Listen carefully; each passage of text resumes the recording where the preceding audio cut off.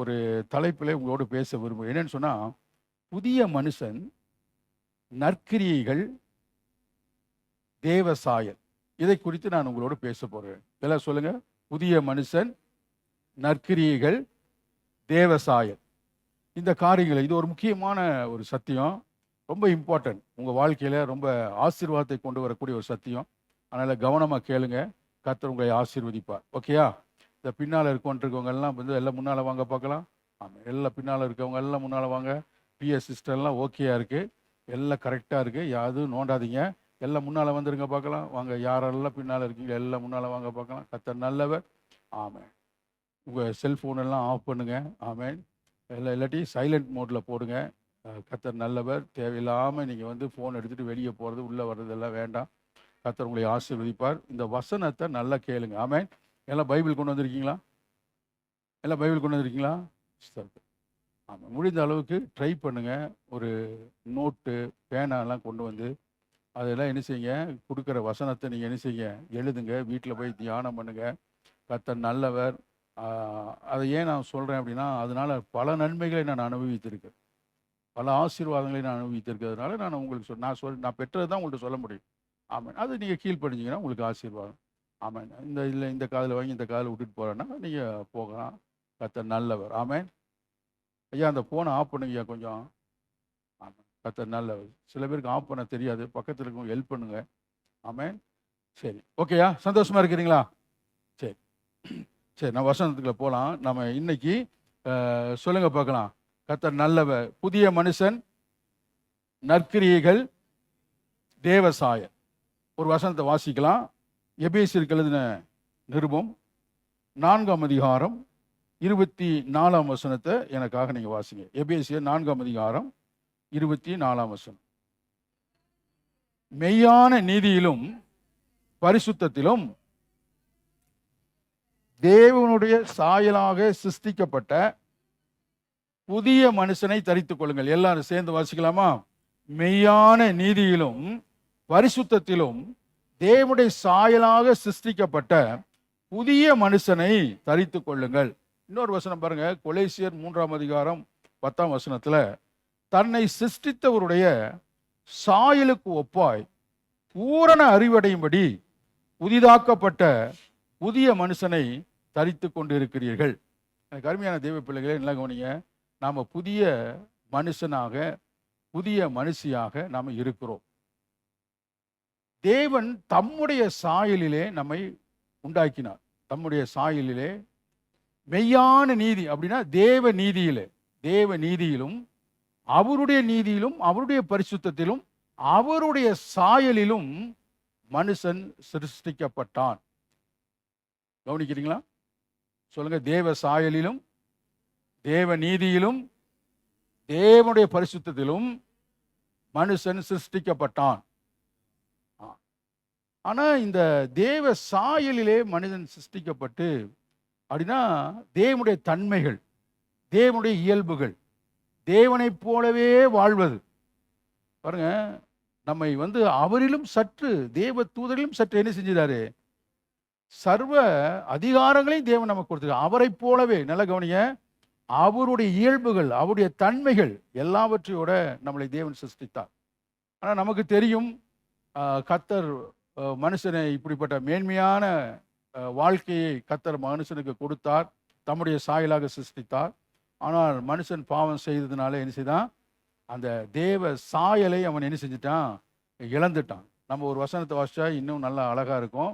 ஆதியாகமத்தின் புஸ்தகம் 1ஆம் அதிகாரம் 26, 27 இந்த 2 வசனங்களையும் கொஞ்சம் வாசிக்கலாம். எல்லாருக்கும் தெரிந்த வசனம். பின்பு தேவன் தமது சாயலாகவும் தமது ரூபத்தின்படியையும் மனுஷனை உண்டாக்குவோமாக, அவர்கள் சமுத்திரத்தின் மச்சங்களையும் ஆகாயத்து பறவைகளையும் மிருக ஜீவன்களையும் பூமியின் மேல் ஊறும் சகல பிராணிகளையும் ஆளக்கடவர்கள். சொல்லுங்க, என்னது? ஆளக்கடவர்கள்.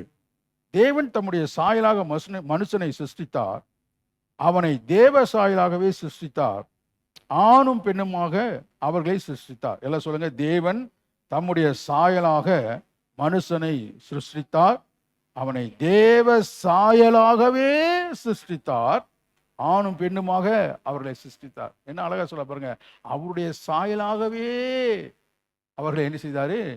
சிருஷ்டித்தார். அவருடைய சாயலே நம்ம உண்டாக்கப்படும். இந்த வசனத்தை பவுல் புதிய உடன்படிக்கையில அவர் சொல்றார்.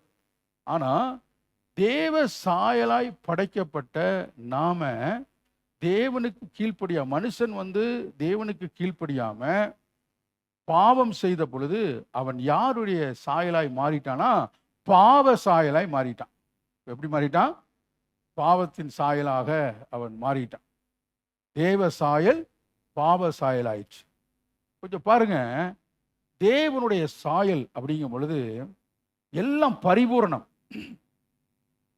சகல பரிபூரணத்தோடும் தேவன் மனுஷனை சிருஷ்டித்தார். ஒன்று அவனுக்கு என்ன செய்யல? குறைவே இல்லை.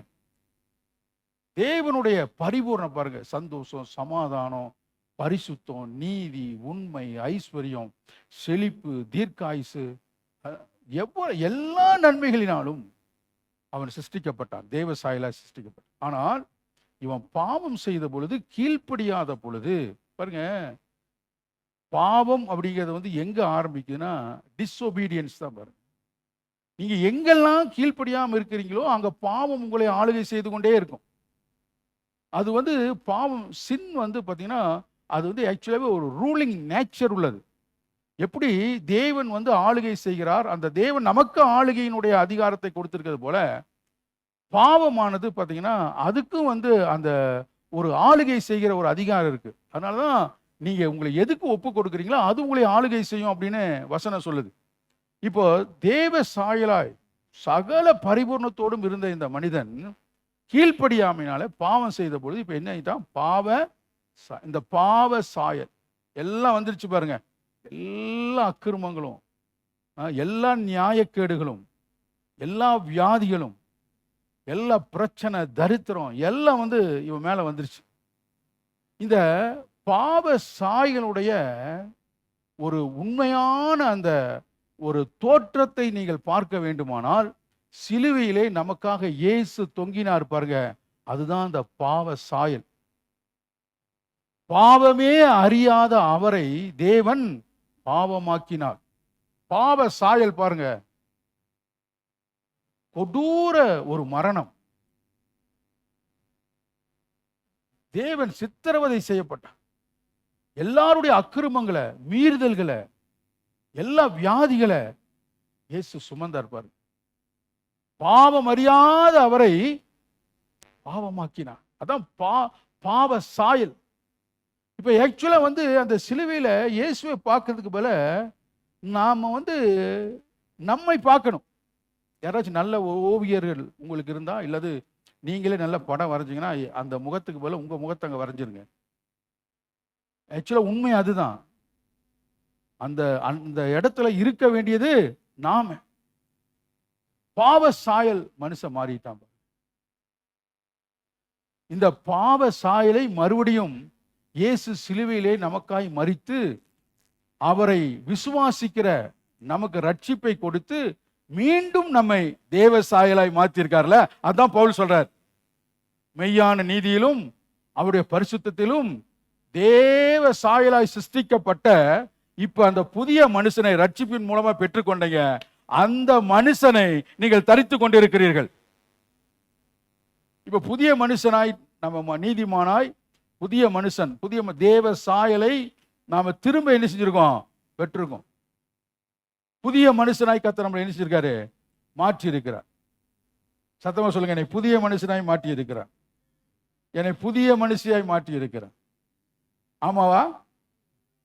புரியுதா உங்களுக்கு? நீதிமானுடைய ஆசீர்வாதங்களை உங்கள்கிட்ட நான் பேசிட்டு இருக்கிறதுனால இந்த மேன்மையை நான் உங்களுக்கு பேசுகிறேன். எப்படி இந்த மேன்மை வந்தது என்று உங்களோடு நான் பேசிக்கொண்டு இருக்கிறேன்.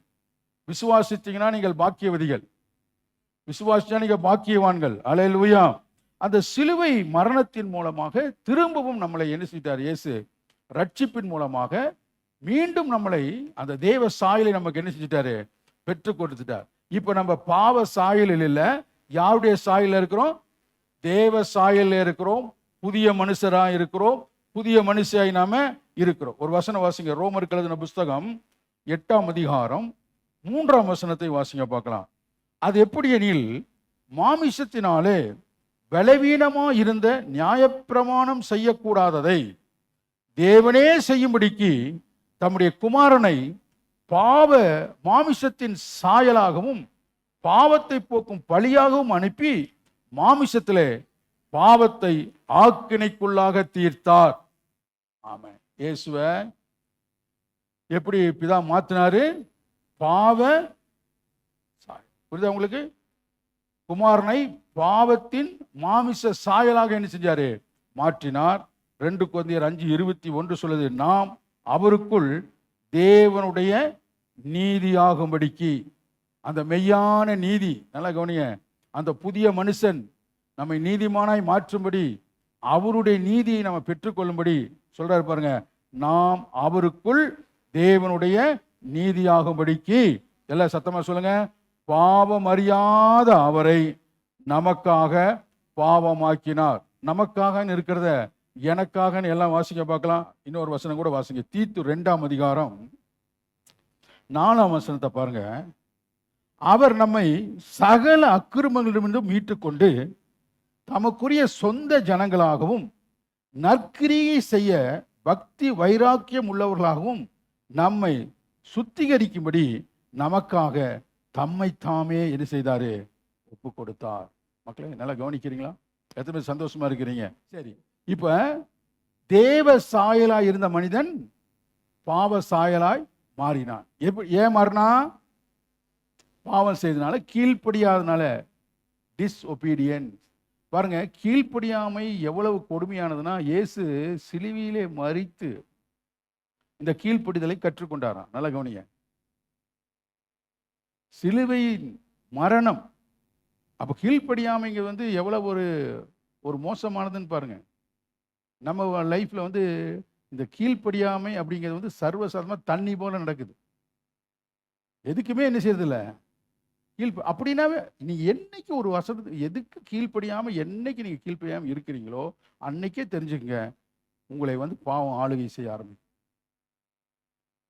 சரியா? சரி, இப்ப தேவன் தேவ சாயலா இருந்த நம்ம பாவ சாயலா பாவம் செஞ்சு கீழ்ப்படியாம பாவ சாயலா மாறிட்டோம்.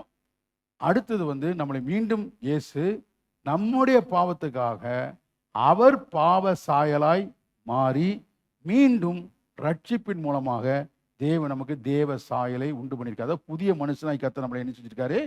மாற்றிட்டாரு. அதனால இப்போ அதான் சொல்றாரு, பழையது எல்லாம் ஒளிந்தது, எல்லாம் புதிதாயிருச்சு. எல்லாம் புதிதாயிருச்சு. ஏன்னா நியாயப்பிரமாணத்தினால செய்ய முடியாததை தேவன் நமக்காய் செய்தார். மறுபடியும் சொல்றேன், ஆமென். நியாயப்பிரமாணம் செய்ய முடியாது, கிரியைகள் செய்ய முடியாத, மனுஷனுடைய நீதி, மனுஷனுடைய சுய கிரியைகள், நியாயப்பிரமாணத்தின் கிரியைகள், இதெல்லாம் அவனுக்கு ஒன்றும் செய்ய முடியல. அதனால இயேசு நமக்காக மரித்து நம்மை மீண்டுமாக நம்மளை இந்த ரட்சிப்பின் மூலமாக தேவ சாயலை நமக்கு கொடுத்து புதிய மனுஷனாய் அவருடைய நீதியினாலே நம்மளை நீதிமானாய் கர்த்தர் செஞ்சிருக்காரு, மாற்றியிருக்காரு. இப்ப பழையது எல்லாம் ஒளிந்தது, எல்லாம் என்ன செஞ்சிருச்சு? புதிதாக மாறிவிட்டது. ஆமென். சரி, இப்ப முதல்லையும் பாருங்க, ஆதி மனிதனை தேவன் உண்டாக்கும் பொழுது தேவ சாயலை உண்டாக்குனார். எதுக்கு உண்டாக்குனார்? தான் இம்பார்ட்டன்ட். தம்முடைய சாயலை அவனை உண்டாக்குனார்ல. தன்னுடைய சாயலை உண்டாக்குனார். இழந்து போனவனை அப்படியே விடாம மறுபடியும் அவருக்கு அந்த சாயலை என்ன செஞ்சிருக்காரு? பெற்று கொடுத்திருக்காரு. புதிய மனுஷனா மாட்டுக்க. ஏன் நாம் தேவ சாயலாய் கர்த்தர் வச்சிருக்கிறாரு? ஏன் தேவ சாயலாய் நம்மளை சிருஷ்டித்தார்? வாசிக்கலாம். கர்த்தர் நல்லவர். எபேசியருக்கு எழுதின நிருபம் 2ஆம் அதிகாரம் 10ஆம் வசனத்தை கொஞ்சம் வாசிங்க பார்க்கலாம். எபேசியர் 2:10. ஏனெனில் நற்கிரிகளை செய்கிறதுக்கு, எல்லாம் சத்தமா வாசிங்க பார்க்கலாம். ஏனெனில் நற்கிரிகளை செய்கிறதற்கு நாம் கிறிஸ்துவுக்குள் சிருஷ்டிக்கப்பட்டு, எல்லாம் சத்தமா சொல்லுங்க. நற்கிரிகளை செய்வதற்கு நாம் கிறிஸ்து இயேசுவுக்குள் சிருஷ்டிக்கப்பட்டு தேவனுடைய செய்கையாய் இருக்கிறோம். அவைகளில் நாம் நடக்கும்படி அவர் முன்னதாக அவைகளை என்ன செஞ்சிருக்காரு? ஆயத்தம் பண்ணி வைத்துக்க. முன்னையே அவர் ஆயத்தம் பண்ணிட்டாரு. கர்த்தர் நல்லவர். எதுக்கு? பாருங்க மக்களை நல்லா கவனிங்க. நற்கிரியைகள் என்று சொல்லும் பொழுது அந்த வசனத்தை நீங்க நல்லா வாசிங்க. இனி நல்லா புரியும். நற்கிரிகள் செய்வதற்கு நாம் கிறிஸ்து இயேசுவுக்குள் சிருஷ்டிக்கப்பட்டு தேவனுடைய செய்கையாயிருக்கிறோம். அவைகளில் நாம் நடக்கும்படி அவர் முன்னதாக அவைகளை ஆயத்தம் பண்ணினார். இன்னொரு வசனத்தை வாசிட்டு நான் வரேன். எபிரேயர் 13:21 சொல்லுது, இயேசு கிறிஸ்துவை கொண்டு தமக்கு முன்பாக பிரியமானதை உங்களில் நடப்பித்து. எல்லாம் வாசிக்கலாமா? இயேசு கிறிஸ்துவை கொண்டு தமக்கு முன்பாக, எபிரேயர் 13:21, இயேசு கிறிஸ்துவை கொண்டு தமக்கு முன்பாக பிரியமானதை உங்களில் நடப்பித்து உங்களில் தம்முடைய சித்தத்தின்படி செய்ய உங்களை சகலவித நற்கிரிகளிலும் சீர் பொருந்தவர்களாக்குவாராக, அவருக்கு என்றென்றைக்கும் மகிமை உண்டாவதாக. அப்போ ஏன் கர்த்தர் அவருடைய சாயலிலே நம்மளை வைத்திருக்கிறார் அப்படின்னா, நற்கிரிகளை செய்வதற்கு. நல்லா சத்தமா சொல்லுங்க, எதுக்கு? இப்போ நற்கிரிகள்னா நம்ம என்ன, இந்த இடத்துல நம்ம என்ன நினைக்கிறோம்னா, ஏழைகளுக்கு உதவுறது, சாப்பாடு இல்லாதவங்களுக்கு சாப்பாடு கொடுக்கறது, துணி இல்லாதவங்களுக்கு, இதெல்லாம் நல்லது, இதெல்லாம் நம்ம என்ன செய்யணும். ஆனா இங்க நற்கிரின்னு சொல்வது இதை மாத்திரம் ஆண்டவர் சொல்ல. அவர் சொல்றாரு தேவனுடைய கிரியைகளை, அதாவது தேவன் பாருங்க, தமக்கு கிறிஸ்து இயேசுக்குள் சிருஷ்டிக்கப்பட்டு தேவனுடைய செய்கைகளா இருக்கிறோம். எபிரேயர் 13:21, தமக்கு முன்பாக பிரியமானதை உங்களில் நடப்பிப்பதற்காக. நல்ல கவனிங்க, தேவ செயல் நற்கிரிகள் என்ன சொல்றாருன்னா, கர்த்தர் என்ன செய்யணும்னு உங்களை கொண்டு விரும்புகிறாரோ அதை உங்களை கொண்டு செய்யறாரு பாருங்க, அந்த நற்கிரிகளை சொல்றாரு. கொஞ்சம் சிந்திங்க இந்த காலை வேளை. தேவ சாயலாய் மனுஷனை எதுக்கு உண்டாக்கினார்னா, தேவனை போலவே செயல்படுவதற்காக மனுஷனை தம்முடைய சாயலே உண்டாக்கினார். தேவனை போலவே செயல்படுவதற்கு. நாம செய்யற நற்கிரிகள் சொன்னா யாரோ 2 பேத்துக்கு சாப்பாடு கொடுக்கலாம், 2 பேத்துக்கு. நல்ல கவனிங்க, என்னையும் உங்களை காட்டிலும் ரட்சிக்கப்படாத நிறைய சோறு கொடுத்துட்டு இருக்கான். ஆமாங்க, ரட்சிப்பில்லை உங்களுக்கு. ஆனா 4 வருஷத்தின் 365 நாட்களும் ஆயிரக்கணக்கான பேருக்கு சாப்பாடு கொடுக்குறாங்க. இப்போ நம்மளுக்கு நிறைய பேர் 2 பேருக்கு சாப்பாடு கொடுத்துட்டு என்ன செய்யறாங்க, பெரிய என்னமோ சாதிச்சிட்ட மாதிரி இருக்காங்க. நல்லா கவனிங்க, நல்லது, ஏழைகளுக்கு உதவுவது நல்லது. ஆனால் அந்த நற்கிரிகளை இங்க சொல்லல. இங்க நற்கிரிகள் என்ன சொல்றாருன்னா, கர்த்தர் கவனிங்க என்ன செய்யறாரோ அதையே நாம் செய்யும்படியாக, நம்மை கொண்டு அவருடைய காரியங்களை நடப்பிப்பதற்காக, அவருக்கு சித்தமானதை பிரியமானதை நடப்பிப்பது, அதைத்தான் இங்க நற்கிரின்னு சொல்றாரு. அதுக்குத்தான் நம்ம தேவ சாயலை உண்டாக்கி இருக்கோம். எதுக்கு ஆண்டவர் அவரு சாயல உங்களை உண்டாக்கணும்? புரியுதா உங்களுக்கு? எதுக்கு அவர் சாயல உண்டாக்கணும்? எதுக்கு உங்களை புதிய மனுஷனா மாத்தினாரு? எதுக்கு நற்கிரிகளை செய்யணும்? ஏன் தேவ சாயலா இருக்கிறோம்? அவரை போலவே நம்ம வாழ்வதற்காக. அதனால இயேசு சொன்னார், என்னை விசுவாசிக்கிறவன் என்னிலும் பெரிய காரியங்களை செய்வான். நான் செய்வதை செய்வது மாத்திரமல்ல, என்னை விட பெரிய காரியங்களை செய்வான். அதுக்கு தான் நம்ம தேவ சாயலா படைக்கப்பட்டிருக்கோம். கொஞ்சம் உங்களையே நீங்க கேளுங்க, கர்த்தர் தமக்கு பிரியமான எந்த காரியத்தை உங்களுக்கு நடப்பிக்க நீங்க இடம் கொடுத்துருக்கீங்க? நான் மறுபடியும் சொல்றேன், சபையில நடக்கக்கூடிய ஒவ்வொரு நிகழ்வுகளும் ஒரு மனுஷனுடைய தீர்மானத்திலோ யோசனையிலோ நடப்பதல்ல. அது தேவ ஆலோசனை, அது தேவ சித்தம். நீங்க இதெல்லாம் ஒரு எக்ஸசைஸ் பாருங்க. நீங்க ஒரு பிரேயர்னு சொன்னா அந்த பிரேயருக்கான தேவ செயலே நடப்பதற்கு உங்களுக்குள் இடம் கொடுக்காத பொழுது பெரிய தேவ செயல்கள் எப்படி உங்களுக்குள்ள நடக்கும் நீங்க எதிர்பார்க்கிறீங்க? நான் சொல்ல உங்களுக்கு புரியுதா உங்களுக்கு? அப்போ உங்க கால வேலை சிந்திச்சு பாருங்க. இந்த சர்வ வல்லமையுள்ள தேவன் தமக்கு சித்தமானதை தாம் விரும்புகிற எந்த செயல் உங்களுக்குள் நடப்பிக்க நீங்க இடம் கொடுத்திருக்கீங்க? நான் சொல்றேன், நல்லா கவனிங்க. இப்படிப்பட்ட நற்கிரியைகள் எந்த தேவனுடைய பிள்ளைகளுடைய வாழ்க்கையில நடந்து கொண்டே இருக்கிறதோ அவர்கள் தேவ சாயலாய் மாறிக்கொண்டே இருப்பாங்க. பார்ப்பாங்க. நீங்க தேவ சாயலாய் மாறிக்கொண்டிருப்பதை உலகம் பார்க்கும். நீங்கள் எந்த சாயலாய் செயல்பட்டு கொண்டிருக்கிறீர்கள் என்பதை உலகம் எப்ப பார்க்கணும்னா தேவ செயல் உங்களுக்குள் நடைபெறும் பொழுது பார்க்கும். அதனாலதான் சொன்னாங்க, உலகத்தை கலக்குகிறவர்கள் இங்கேயும் வந்து விட்டார்கள். அந்த பட்டணத்தில் மிகுந்த சந்தோஷம் உண்டாயிற்று. ஏன்? தேவ செயல்கள், தேவன் செய்ய விரும்பினது, தேவன் நடப்பிக்க விரும்பின அந்த செயல்கள் அவர்களுக்குள் நடந்தது. அதுதான் நற்கிரியை, அதுதான் தேவ செயல். அது செய்யறதுக்கு, இந்த நற்கிரிகளை செய்வதற்கு நம்ம தேவ சாயலாய் தேவனை போலவே, கர்த்தரை போலவே கர்த்தர் இங்க வைத்திருக்கிறார். இப்போ தேவ சாயலாய் தேவ சாயலாய் ஆதாம் சிருஷ்டிக்கப்பட்ட உடனே அவன் தெரிந்து கொள்வதற்காக கர்த்தர் என்ன செய்றார்னா, தான் படைத்த எல்லா ஜீவன்களையும் அவருக்கு முன்னால கொண்டு வரார். எல்லாத்தையும் கொண்டு வராரு. ஆதாம் அவர்களுக்கு என்ன பெயரிட்டாரோ அதுவே அதுகளுக்கு பெயராய் மாறிச்சு. எப்படி முடியுங்க? நீங்க சாதாரணமா நினைக்காதீங்க. ஆமென். பிறந்த ஒத்த குழந்தைக்கு 1 வருஷமா பேர் வச்சிட்டு இருக்கான்.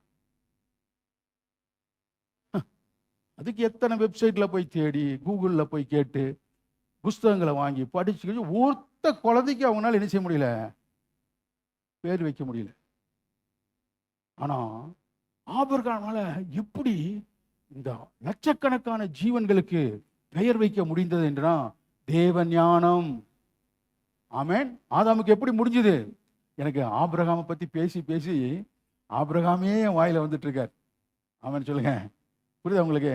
அதாவது ஆதாமுக்கு எப்படி இவ்வளவு பெரிய ஞானம்? ஏன்னா அவன் தேவனுடைய மெய்யான நீதியிலும் அவருடைய பரிசுத்தத்திலும் அவருடைய ஞானத்திலும் அவருடைய சாயலாகவுமே ஆதாம் சிருஷ்டிக்கப்பட்டதுனால அது ஆதாம்னால முடிந்தது.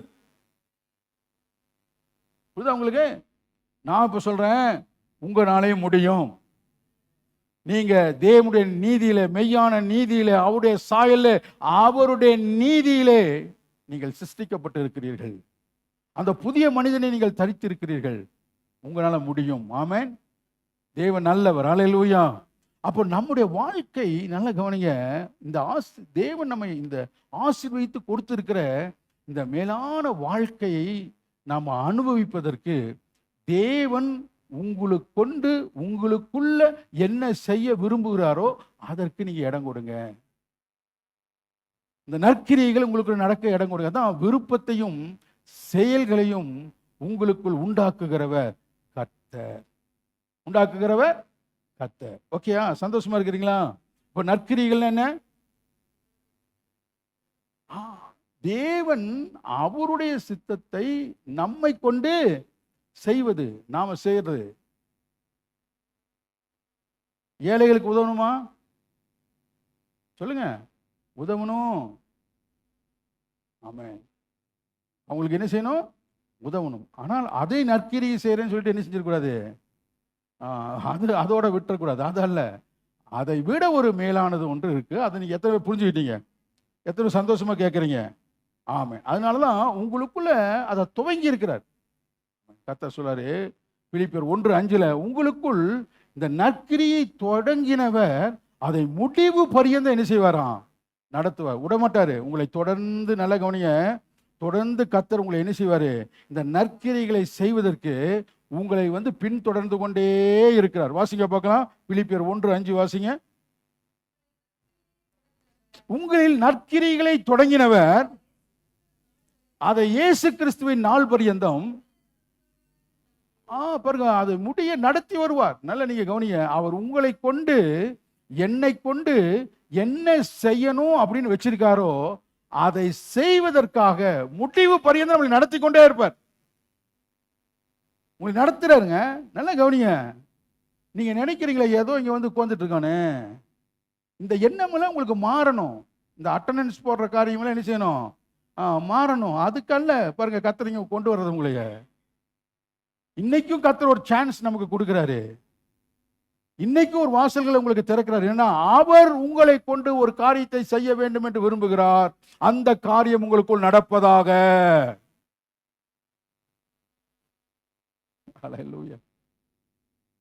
பாருங்க, அந்த காரியம் நமக்குள்ள தேவ செயல்கள் நமக்குள்ள நடக்கும். கவனிங்க, இந்த தேவனுடைய பரிபூர்ணம் மக்கள் என்ன கவனிங்க, எல்லாவற்றையும் ஆண்டவர் செய்து ஆதாமை ஆளும்படியா செய்தார். ஆளும்படியா இதெல்லாம் நீ என்ன செஞ்சுக்க, ஆண்டுகொள். நீ ஒன்றும் செய்ய வேண்டாம், இதெல்லாம் என்ன செய்ய, ஆண்டுகொள்.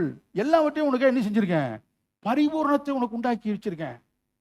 உன் லைஃப்ல வந்து தரித்திரங்கிறதே இல்லை, வியாதியே இல்லை, பலவீனமே இல்லை, உனக்கு தேவை என்று ஒன்று இல்லை. எல்லாவற்றையும் நான் என்ன செஞ்சிருக்கேன், செஞ்சு வச்சிருக்கேன். நீ வந்து இந்த பரிபூர்ணமா நீ இரு. நான் உனக்குள்ள கொண்டு செய்கிற இந்த ஆளுகையின் தன்மை இருக்கு பார்த்தீங்களா, அந்த ரூலிங் பவர், அதை மட்டும் நீ என்ன செஞ்சாத, உற்றாத, நீ எல்லாம் ஆளுகை செய்யின்னு சொன்ன. ஆனா இவன் வந்து எல்லாத்தையும் பாருங்க நல்லா கேட்டுட்டு அதை மட்டும் என்ன செய்யல. நல்லா கவனிங்க, அதை மட்டும் செய்யல. சகலமும் கவனிய திரும்ப ஆண்டவர் திருப்பி நம்ம கொடுத்துருக்காருல, சகலமும் இப்ப நம்ம திருப்பி கொடுத்துட்டாரு. இப்ப நம்ம புதிய மனுஷனா மாத்திட்டாரு, புதிய சிருஷ்டியா மாத்திட்டாரு. நல்லா கவனிங்க. இப்ப மறுபடியும் நாம எப்படிப்பட்டவங்கள மாறிட்டோம், பரிபூர்ணம் உள்ளவர்களாய் மாறிட்டோம். சொல்லுங்க, பரிபூர்ணம் உள்ள மாறிட்டோம். இப்ப தேவ சாயல் இருக்க அந்த பரிபூர்ணம் உங்களுக்கு உண்டாயிருக்கு. இப்ப அது நம்புங்க. முதல்ல இதுக்காக நான் என்ன செய்யறது இல்ல, கர்த்தர் ஏற்கனவே செஞ்சு முடிச்சிருக்கிறாரு, உங்களுக்கு இதை செஞ்சிருக்கிறாரு. இப்ப இது எப்படி நான் பார்க்கறது, அதான் ஆண்டவர் சொல்றாரு, நான் உனக்குள்ள ஒரு காரியத்தை செய்ய விரும்புறேன், என் சித்தத்தின்படி உன்னை நடத்த விரும்புறேன். எனக்கு பிரியமானதை, எனக்கு விருப்பமானதை, எனக்கு பிரியமானதை, எனக்கு சித்தமானதை உனக்குள்ள செய்ய விரும்புறேன்.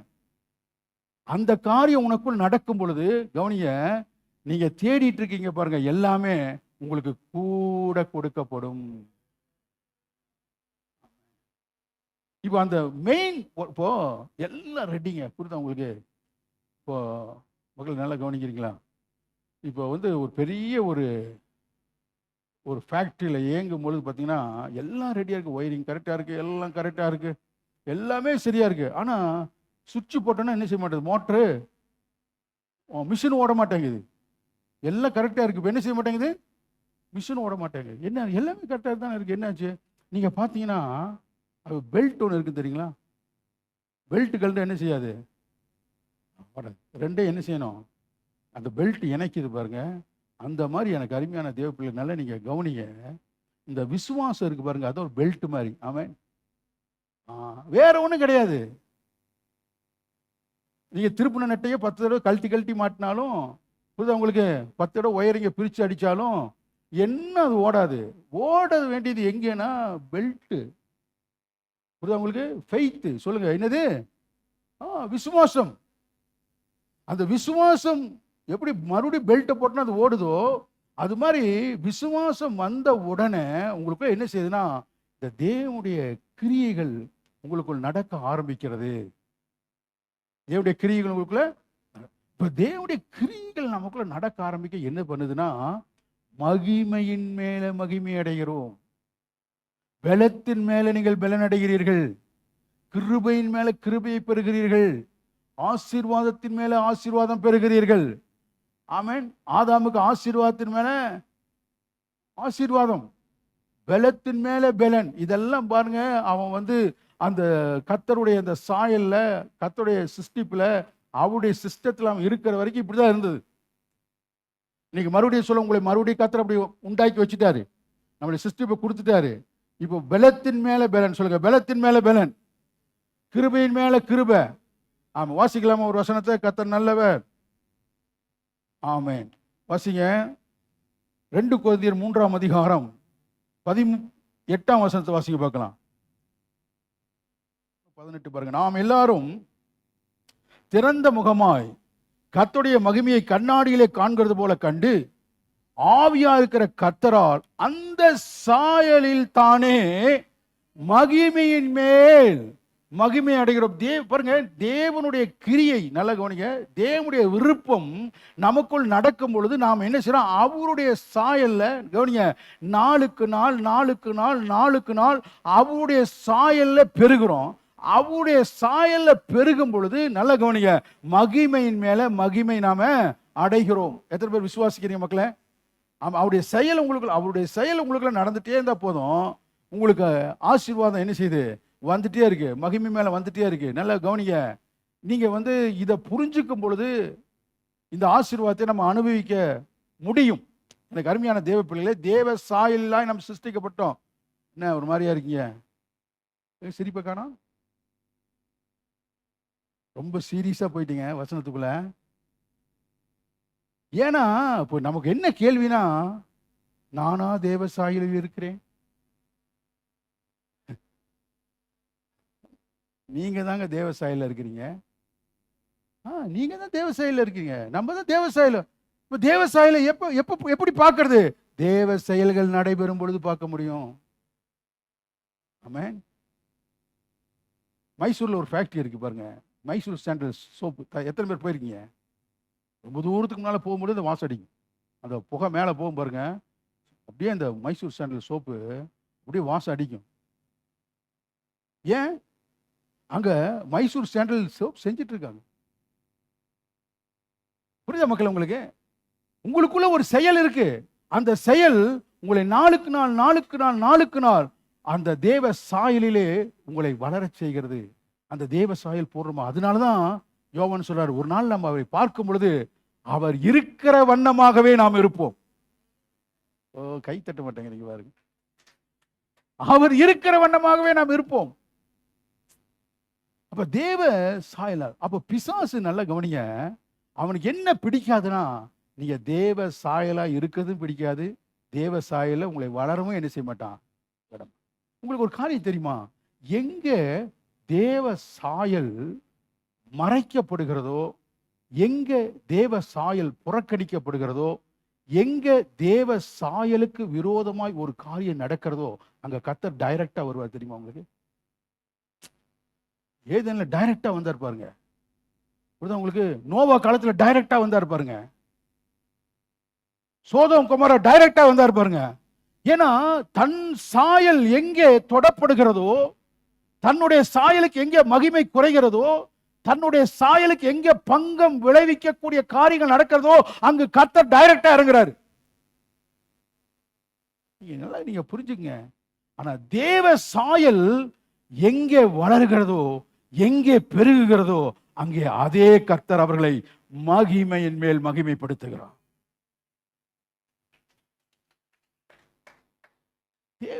தேவ கிரியை நடக்கணுங்க. கர்த்தர் சொல்றாரு, அக்கிரமக்காரர்களுக்கு முன்பாக உனக்குள்ள தேவ செயல் நடக்கணும்னு சொல்றாரு. வாசிக்கலாமா ஒரு வசனத்தை? இயேசு நல்லவர். ஆமென். ஒரு வசனத்தை நம்ம வாசிப்போம். 1 பேதுரு 2ஆம் அதிகாரம் 12ஆம் வசனத்தை வாசிங்க.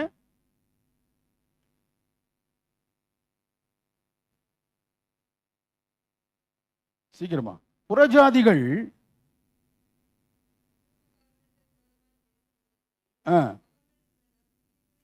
எல்லா சத்தம் வாசிங்க. வாசிங்க சிஸ்டர்.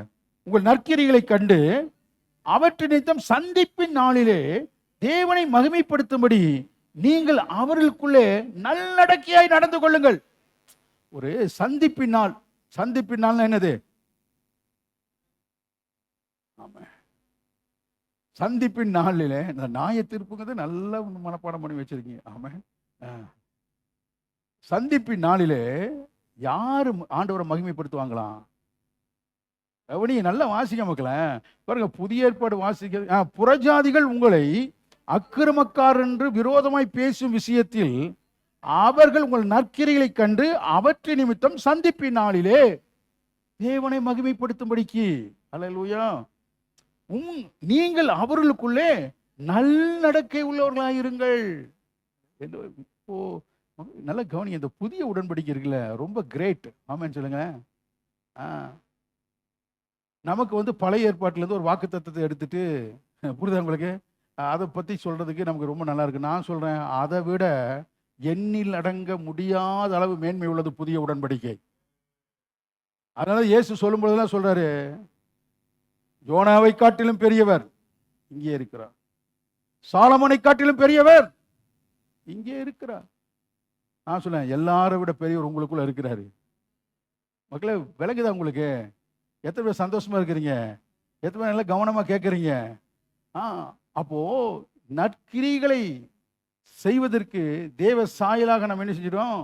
சிருஷ்டிக்கப்பட்டிருக்கோம். நம்மளை பார்க்கிற எல்லாருக்கும் முன்பாக உங்களுடைய நற்கிரிகள் தெரியணும். உங்களுடைய நற்கிரிகள் தெரியணும். மறுபடியும் சொல்றேன், எங்க இந்த தேவ சாயலுக்கு ஒரு மனுஷன் பங்கம் விளைவிக்கிறானோ, அங்கே அந்த மனிதன் அழிந்து போவதைத்தான் நம்ம வேதத்துல பார்க்கிறோம். இந்த அழிவிலிருந்து கர்த்தர் நம்மளை மீட்டு தான் புதிய மனுஷனா மாற்றி அவருடைய சாயலை திரும்ப நமக்கு பெற்றுக் கொடுத்து அவருடைய நீதியில நம்ம நீதிமானா வச்சு அவருடைய கிரிகள் நமக்குள் நடந்து மீண்டும் நீங்கள் பரிபூர்ணம் உள்ளவர்களாக இருக்க வேண்டும் என்று கர்த்தர் விரும்புகிறார். நீங்க பாருங்க, ஒரு உதாரணத்தை சொல்றேன், மறுபடியும் நான் சொல்றேன், தேவ சாயல் எங்க புறக்கணிக்கப்படுகிறதோ, தேவ சாயல எந்த மனுஷன் வாழ மறுக்கிறானோ அந்த இடமெல்லாம் வேதத்தில் நீங்க பாருங்க அழிக்கப்பட்டதுதான் வரலாறு ஒழிய அவங்கெல்லாம் வாழ்ந்ததாகவே சரித்திரம் கிடையாது. ஏன்னா அவருடைய சாயல் பாருங்க, நல்ல கவனிங்க, அவருடைய சாயலுக்கு ஒருத்த கெடுதி பண்றானா அது அவருக்கே கெடுதி பண்ற மாதிரி. அப்போ அவர் எவ்வளவு மகிமை உள்ளவராய் மேன்மை உள்ளவராய் இருக்கிறாரோ அதே மகிமையை தம்முடைய ஜனங்களுக்கு கொடுத்து உங்களை கர்த்தர் மேன்மையாய் வைத்திருக்கிறார். அவர் எப்படி ஒப்பில்லாத ஒரு தேவனாய் இருக்கிறாரோ அதை போல உங்களையும் ஒப்பில்லாதவர்களாய் கர்த்தர் வைத்திருக்கிறார். அதனாலதான் உனக்கு ஒப்பானவன் யாருன்னு சொல்றாரு. நம்ம கைத்தட்டி பாடுறதோட சரி பாருங்க, அந்த பாட்டு உதட்டல் தான், உள்ளத்திலிருந்து வர்றதில்ல, வெளிப்பாட்டில் வர்றதில்ல, அது சும்மா மாமிசத்தில் வர்றது. ஆவியிலிருந்து வந்திருந்தா நம்ம மாறி இருப்போம்ல. புரியுதா உங்களுக்கு? நான் சொல்றேன் பாருங்க, இந்த சோதாம் குமாரான ஒரு பட்டணம் இருந்தது தெரியுமா? இந்த பட்டணங்கள்ல கர்த்தர் கந்தக அக்கினியை போட்டு என்ன செஞ்சாரு? அழித்தார். ஏன் சொல்லுங்க? அவர்கள் தேவ சாயலை இழந்துட்டாங்க, தேவ சாயலை விட்டுட்டான். நீங்க கவனிங்க, இன்னைக்கு எல்லாம் சொல்றாங்களே நம்மளை ஏன் ஆண்டவருடைய பிள்ளைகளை எங்க போனாலும் கனப்படுத்துறானா, நீ தேவ சாயலை வெளிப்படுத்துற, தேவனுடைய நற்கிரிகள் வெளிப்படுது. ஏன் வெள்ளத்தினால் எல்லாத்தையும் அழிச்சார்னா, கர்த்தர் பார்த்தாரு, என் சாயலாய் சிருஷ்டிக்கப்பட்ட மனுஷன் இன்னைக்கு எல்லாமே என்ன செஞ்சிட்டா? பாவம் செஞ்சு கெட்டு போயிட்டான். நீதிமான யாரும் இல்லை, ஒருவனுமே இல்லை. என் சாயலாய் சிருஷ்டிக்கப்பட்ட அந்த சாயலை என்ன செஞ்சிச்சு? மாறி பாவ சாயலாயிருச்சு. இனி வர சந்ததி இவங்களை பார்த்தா, ஓ கர்த்தர் பாவ சாயலத்தை என்ன செஞ்சாரு? உண்டாக்கிட்டாரு போல இருக்குன்னு அவங்களுக்கு தெரிஞ்சிடும். அதனால டோட்டலி எல்லாத்தையும் என்ன செய்யறேன்? வாஷ் அவுட் பண்ணிட்டு மீண்டுமாய் என் சாயலில் இருக்கக்கூடிய ஒரு மனுஷன் நீதிமான். நல்ல கவனிங்க, நோவா. இப்படி ஒவ்வொரு ஸ்டெப் பை ஸ்டெப் நிறைய உங்களுக்கு நான் சொல்லி கொடுத்துருக்கேன். அது போலதான் இங்க பாருங்க, இந்த சோதாம் குமாரால என்னன்னா அவங்க தேவ சாயல எல்லாம் இழந்துட்டா பாருங்க. இப்ப பாவ சாயல், அக்கிரமம். நல்லா நீங்க கவனிங்க, ஏங்க இவ்வளவு பிரச்சனை நடக்குது? புரியுதா உங்களுக்கு? இன்னைக்கு இருக்க பாவங்கள் இன்னைக்கு உண்டானது அல்ல. கவனிங்க, என்னைக்கு ஆதாம் கீழ்ப்படியாம விழுந்து போனானோ அன்னைக்கே இதெல்லாம் என்ன செஞ்சிருச்சு? ஆரம்பமாயிருச்சு. சோதோம் குமாரால அவ்வளவு பெரிய கடவுளே அருவருக்கத்தக்க மகா மோசமான பாவங்கள் அங்க நடந்தது.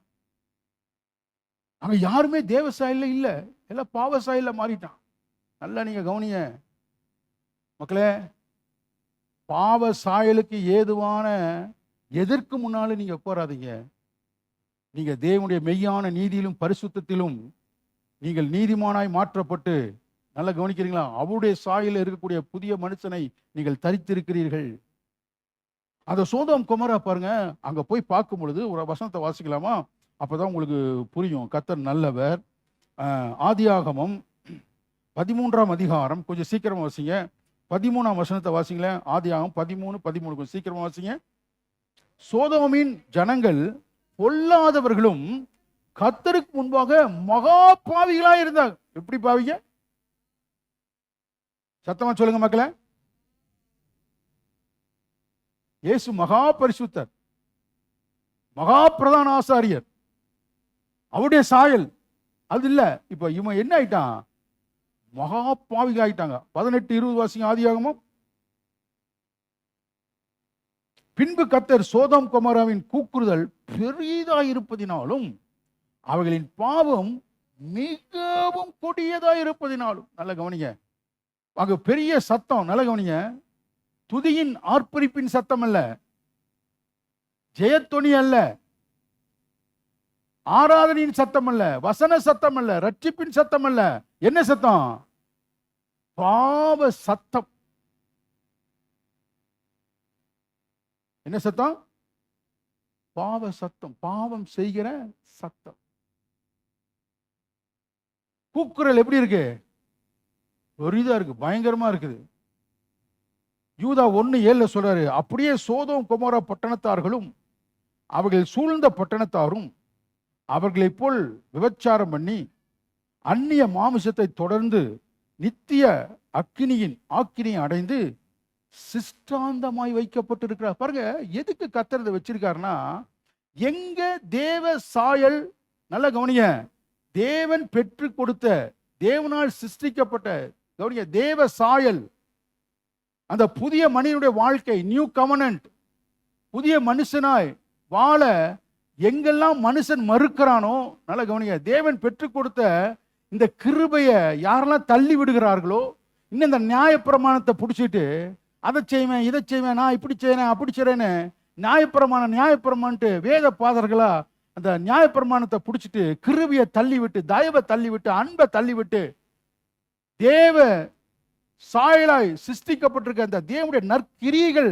தனக்குள்ளேருந்து வெளிப்படாதபடி யாரெல்லாம், நல்ல கவனிங்க, இதை தள்ளி விடுறாங்களோ அங்க எல்லாம் அழிவு தான் அப்படிங்கிறதுக்கு புதிய ஏற்பாடு சொல்லுது, நியூ கவர்னன்ட் சொல்லுது. யூதா சொல்றாரு, அந்த சோதோம் குமராவை சிஷ்டாந்தமா மாடலா வச்சிருக்காராம். நீங்க தேவ சாயல்ல சிருஷ்டிக்கப்பட்ட இந்த சாயலை ஸ்பாயில் பண்ற எந்த காரியமும் கையில் இருக்கக்கூடாது. எந்த காரியத்துக்கு முன்னாடி நீ உட்காரக்கூடாது. நீங்க ஒரு காரியத்தை செஞ்சீங்கன்னா, ஒரு செயலை செய்தால் அது கிறிஸ்துவுக்குள் தேவனுடைய சாயலிலே உன்னை மகிமையின் மேல் மகிமை அடைய செய்யறதா, இல்ல தேவன் உன்னை கீழே கொண்டு போதான் பார்க்கணும். அது ரொம்ப இம்பார்ட்டன்ட். நானும் நீங்களும் பரிபூர்ணத்துக்காக எதுவும் செய்ய வேண்டியதில்லை, எல்லாம் தேவன் செஞ்சு முடிச்சிருக்கிறார். ஆனா பிசாசுனுடைய பெரிய அஜெண்டா என்னன்னா, நீ அவருடைய சாயல்ல வாழவே கூடாது.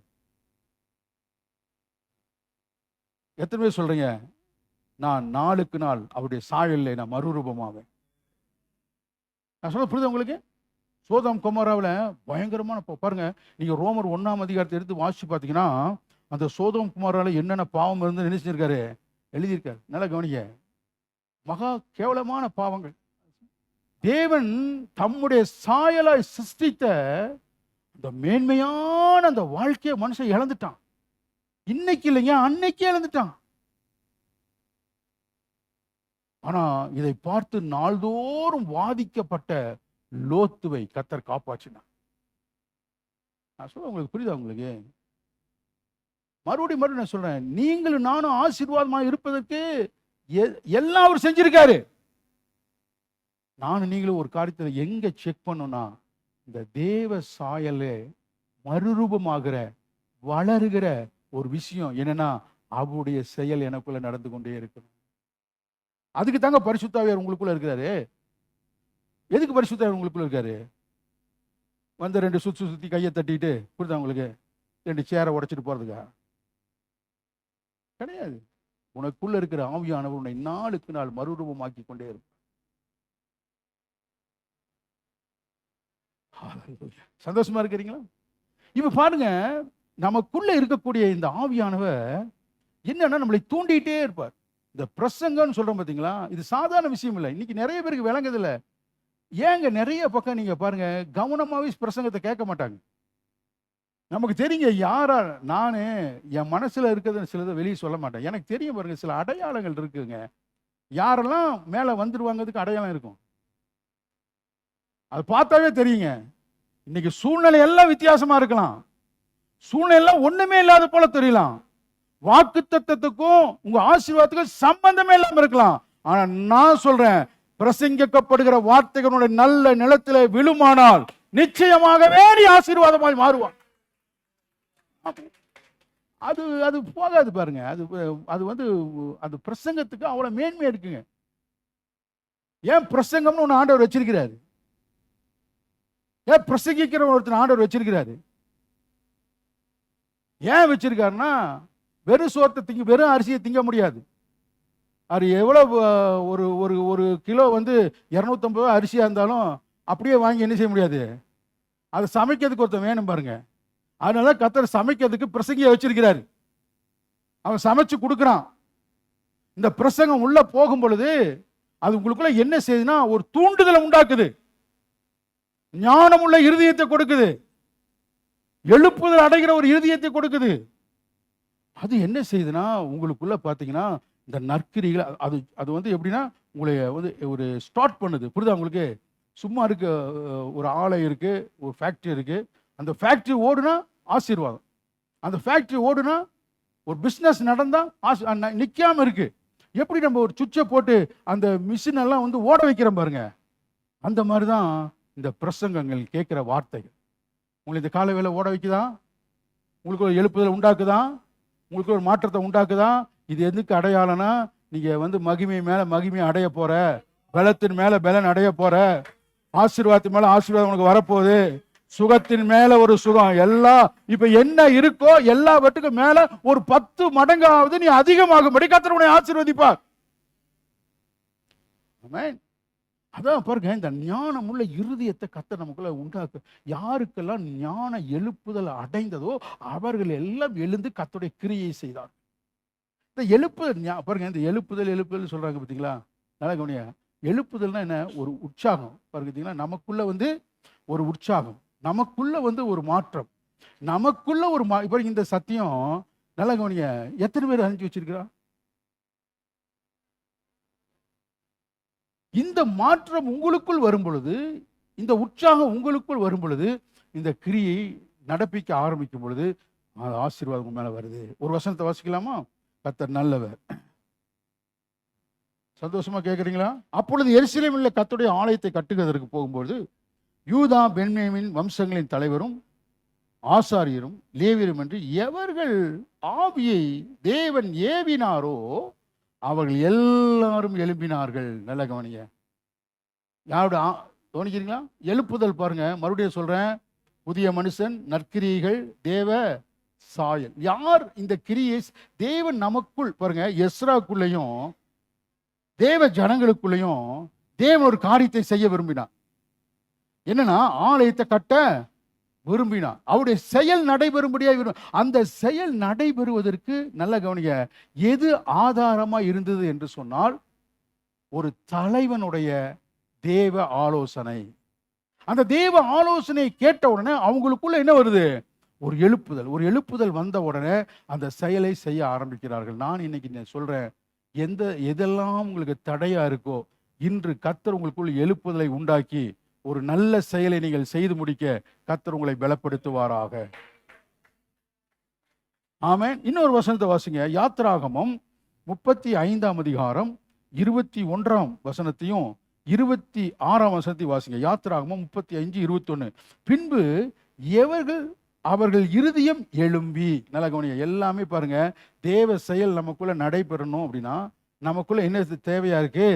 ஒரு அது கர்த்தர் தெரிஞ்சு வச்சிருக்காரு. தேவனுடைய ஒரு எழுப்புதல், ஒரு உற்சாகம் இல்லைன்னா நாம யாரும் நல்லதை செய்ய என்ன செய்ய முடியாது. தேவ செயலை நாம் செய்ய முடியாதுன்னா ஆண்டவர் நம்மளை உற்சாகப்படுத்துறாரு, பலப்படுத்துறாரு. அவர்கள் பாருங்க, பின்பு அவர்கள் இருதயம் எழும்பி எவர்களை அவர்கள் ஆவி உற்சாகப்படுத்தினதோ. அப்ப ஒவ்வொரு தடவையும் ஆண்டவர் நம்மளை உற்சாகப்படுத்தும் பொழுது உங்களை கொண்டு ஏதோ ஒன்றை செய்ய வைக்க விரும்புகிறார். உற்சாகப்படுத்தினதோ அவர்கள் எல்லாரும் ஆசரிப்பு கூடாரத்தின் வேலைக்கு, கர்த்தருடைய வேலை, கர்த்தருடைய செயலுக்கு, அதன் சகல ஊழியத்துக்கும் பரிசுத்த வஸ்திரங்களுக்கும் ஏற்றவைகளை கர்த்தருக்கு காணிக்கையாக கொண்டு வந்தார்கள். 26ஆம் வசனம். எந்த ஸ்திரீகளுடைய இருதயம் ஞான எழுப்புதல் அடைந்ததோ அவர்கள் எல்லாரும் வெள்ளாட்டு மயிரை எழுப்புதல் அடைந்த அவன் உற்சாகம் அடைந்த சகோதரிகள் எல்லாம் கர்த்தருடைய வேலை என்ன செய்தாங்க? பெசலேலையும் அகோலியாவையும் கர்த்தரால் ஞானமடைந்த அந்த வேலைகளை செய்து வரும்படி தங்கள் இருதயங்களில் எழுப்புதல் அடைந்த ஞான இருதயத்தாராகிய எல்லாரையும் மோசே வரவழைத்தான்.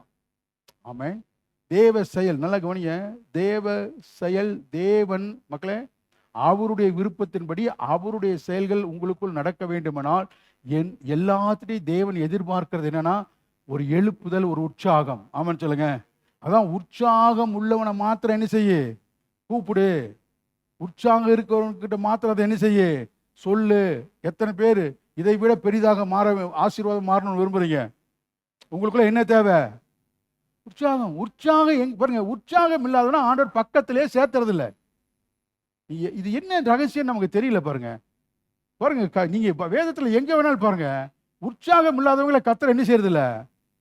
மக்களே கவனிய.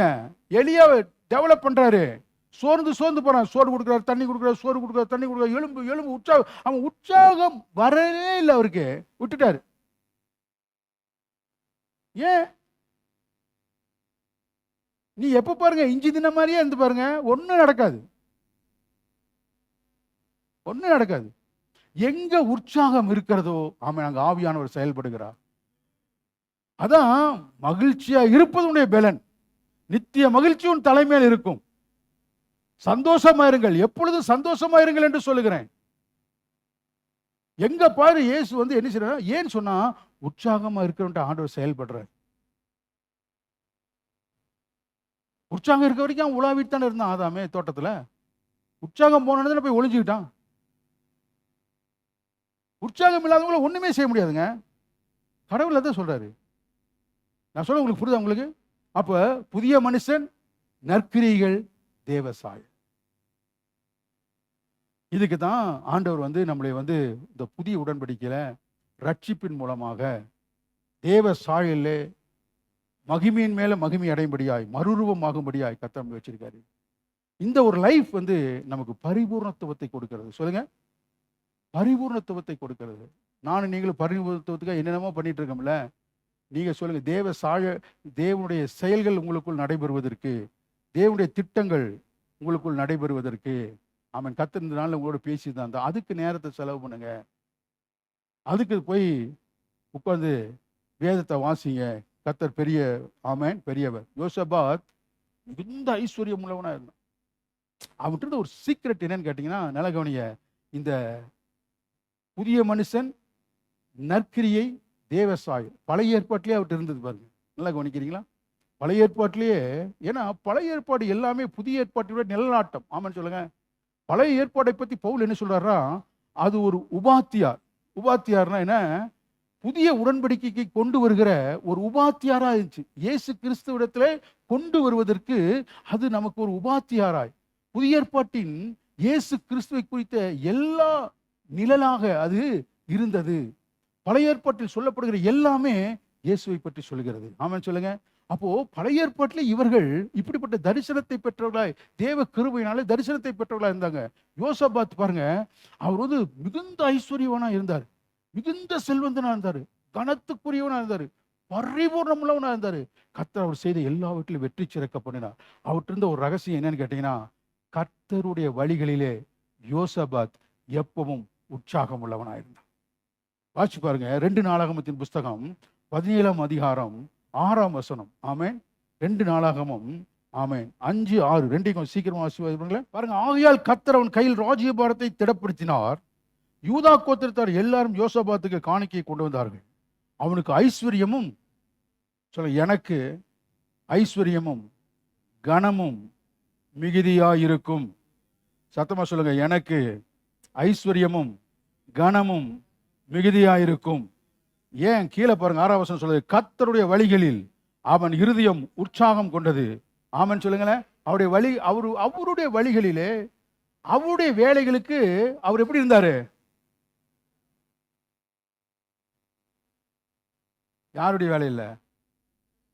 கொஞ்சம் காலையில் அப்படியே கொஞ்சம் ஃப்ரெஷ் ஆகி அப்படி சிந்திச்சு பாருங்க, நீங்க யாருடைய வழியில் உற்சாகமா இருக்கீங்க பாருங்க. சொல்லுங்க, நீங்க யாருடைய வேலைகள் நீங்க உற்சாகமா இருக்கிறீங்க பாருங்க. கர்த்தருடைய வேலைகள்ல உங்களுக்கு உற்சாகம் இருக்கான்னு பாருங்க. கர்த்தருக்கு அடுத்த காரியத்தில் நீ உற்சாகமா இருக்கியா பாருங்க. நீங்க கர்த்தருக்கு அடுத்த காரியத்தில் உங்கள்ட்ட எது கேட்டாலும் நீங்க இல்லைன்னு தான் சொல்லுவீங்க. ஏன் பிரதர்? இல்லை பிரதர், டைம் இல்லை பிரதர், பலன் இல்லை பிரதர், ஒன்றும் இல்லை பிரதர், எல்லாம் இல்லை பிரதர். கர்த்தர் கேட்பாரு, எல்லாமே கொடுத்துருக்கேன், என்ன பச்சை பொய் சொல்றான் பாரு. பச்சை பொய் சொல்றாயா? இல்லை இல்லை இல்லை இல்லைன்னு பச்சை பொய் சொல்றான். 6 நாளும் என்ன ஓட்டம் ஓடுனா. பச்சை பொய். என்ன சொல்லுங்க? சிகப்பு பொய் ஒன்று இருக்கான்னு கேட்காதீங்க, அது எனக்கு தெரியல. ஆனா இப்படிதான் சொல்லி நான் கேள்விப்பட்டிருக்கேன். என்ன பொய்? பச்சை பொய். ஆனா நல்லா நீங்க கவனிங்க, புதிய மனுஷன், தேவ செயல், நற்கிரியைகள், தேவ சாயல் பாருங்க. பழைய ஏற்பாட்டிலே இந்த கிருபை பாருங்க அவருக்கு. அவர் சொல்றாரு, நான் கனத்தினாலும் மகிமையினாலும் தேவனால் நான் ஆசீர்வதிக்கப்பட்டிருக்கிறேன். இதோட ஒரே ரகசியம் என்னன்னா, நான் கர்த்தருடைய வழியில் நான் உற்சாகமா இருக்கேன். ஓ ஜீசஸ், இதுதான் அவரை என்ன செய்யுதுன்னா அவரை உயர்த்தி. இன்னைக்கு கர்த்தர் உங்களோட பேசினார்னா உங்க மனதை மாத்துங்க. ஆமென். உங்களுடைய புதிய சாயல்ல வாழ ஆரம்பிங்க. நீதிமானுடைய வாழ்க்கையை நீங்க வாழ ஆரம்பிங்க. தேவ செயல் உங்களுக்குள் நடப்பதற்கு நீங்க இடம் கொடுங்க. நீங்க பரிபூர்ண தத்துவை காண்பீங்க. ஆமென். இன்னைக்கு நீங்க கண்டு கொண்டு இருக்கிற நீங்க மறுபடியும் சொல்ல, உங்களை கர்த்தர் கொண்டு வந்து வச்சிருக்க இடம் மேலான இடம். கர்த்தர் உங்களுக்கு உண்டாக்கி கொடுத்திருக்கிறதெல்லாம் ரொம்ப ஆசீர்வாதமான காரியம். ஆனா அதை நீங்க பார்க்க முடியாம, பெற்றுக்கொள்ள முடியாமல் இருப்பதற்கு தேவன் காரணம் அல்ல. தேவன் செய்து முடித்தது மேல உங்களுக்கு நம்பிக்கை இல்லை, விசுவாசம் இல்லை. அதான் முக்கியம். விளங்கிட்டீங்களா? நீங்க மாறி பாருங்க, எல்லாம் எப்படி மாறுது பாருங்க. சடுதியில கர்த்தர் உங்களுக்கு அற்புதங்களை செய்வார். ஆமென். ஒரு வசனத்தை வாசிச்சு நாம ஜெபம் பண்ணுவோம். கர்த்தர் நல்லவர். அல்லேலூயா. 1 யோவான் 3ஆம் அதிகாரம் 2ஆம் வசனம். 1 யோவான் 3ஆம் அதிகாரம் 2ஆம் வசனத்தை வாசி. பிரியமானவர்களே, இப்பொழுது தேவனுடைய பிள்ளைகளாக இருக்கிறோம். நீ எவ்விதமா இருப்போம் என்று இன்னும் வெளிப்படவில்லை. ஆகிலும், நல்லா கவனிங்க, நல்லா எத்தனை பேர் நல்ல ஒரு தெளிந்த மனநிலையோடு வாசிக்கிறீங்க? சத்தமா வாசிங்க பாங்களா. பிரியமானவர்களே சொல்லுங்க. பிரியமானவர்களே, இப்பொழுது தேவனுடைய பிள்ளைகளாக இருக்கிறோம். இனி எவ்விதமா இருப்போம் என்று இன்னும் வெளிப்படவில்லை. ஆகிலும் அவர் வெளிப்படும் பொழுது அவர் இருக்கிற வண்ணமாகவே நாம் அவரை தரிசிப்பதினால் அவருக்கு ஒப்பாய் இருப்போம் என்று அறிந்திருக்கிறோம். அவரு போலவே நம்ம என்ன செய்வோமா? அவருக்கு ஒப்பா இருப்போமா? கொஞ்சம் கூட ஒப்புனா என்ன? ஈக்குவல். இதை இயேசு சொன்னதுனாலதான் அவர் கல்லெறிஞ்சு கொஞ்சம் சிலுவையில கொண்டு போட்டாங்க. நாம் ஒன்றாக இருக்கிறோம். இன்னைக்கும் பாருங்க, மதவாதிகள் இதை நம்ம விரும்ப மாட்டான். இன்னைக்கு இந்த நியாயப்பிரமாணத்தை பிடிச்சிட்டு இருக்காங்க பாருங்க, அவங்க ஒத்துக்க மாட்டான். அது எப்படி நீ உன் ஜெபத்தை ஆண்டவர் கேட்பாரு? எங்க மூலமா தான் நீ ஜெபம் பண்ணுவோம். இங்க வந்தாதான் உனக்கு, எங்கள்கிட்ட வந்தீங்கன்னா உனக்கு ஆசீர்வாதம். புரியுதா உங்களுக்கு?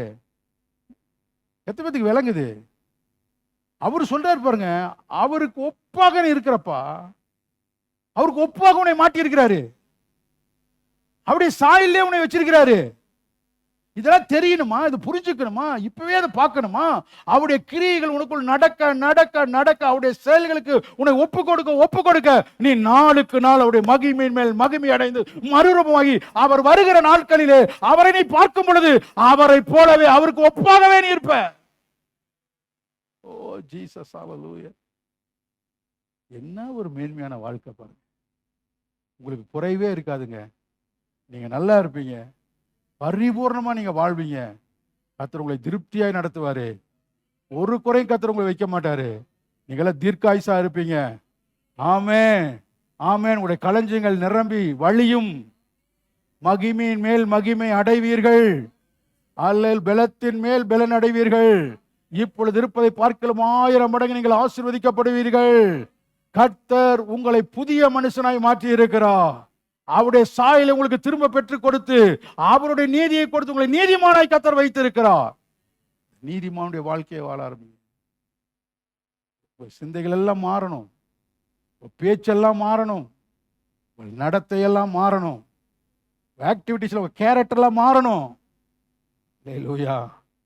ரகசியத்தை நீங்க புரிஞ்சுங்க. அவரை பார்க்கும் பொழுது அவருக்கு ஒப்பாக இருப்போமா? அவருடைய கேரக்டர், நம்முடைய கேரக்டர் சேம் கேரக்டர். அவ்வளவு பெரிய விஷயங்க. ஹல்லேலூயா. இப்படி நல்ல பாக்கியமுள்ள செய்திகளை கேட்கிற நீங்கள் பாக்கியவதிகள். ஹல்லேலூயா.